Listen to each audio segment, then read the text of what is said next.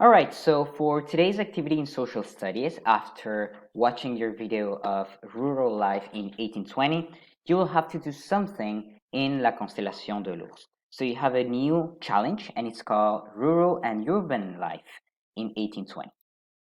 I made a mistake, it's urban, I'm gonna change that. In this activity, you will have to create two different worlds. This activity will be an ongoing activity. You will build your worlds gradually during the next few weeks. So world one, it's called rural life and it's the countryside. You need to show me how people used to live, what they used to do, and what they used to eat. You can make your characters explain their everyday life. So make your characters talk. Then in world number two, you have urban life, living in the city. We haven't learned about this one, but you will learn this next week. So that's why it is an ongoing activity. You're going to start today and you probably are going to finish in about 2 to 3 weeks. So I suggest you continue adding more and more information. If you start your challenge,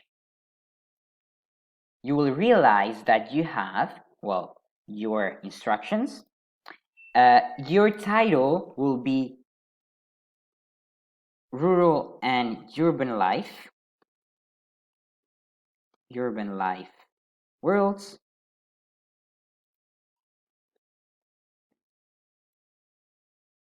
And then you can start your two worlds. The first one, all right, this first one, it's the rural life. If you go down here and you press, you have the second island and is your urban life.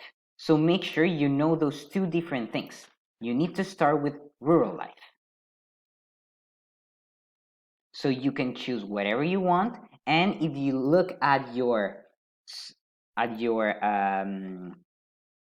well, the examples that you have, this is 1820 buildings, as well as your characters, it's in 1820s characters. So it's not after, it's not today's, it's historic, all right? So you can choose your trees, animals, vehicles, depending on the specific period. You can choose, well, you know how La Constellation de l'Ours works. So show me how people used to live in the countryside or in the city.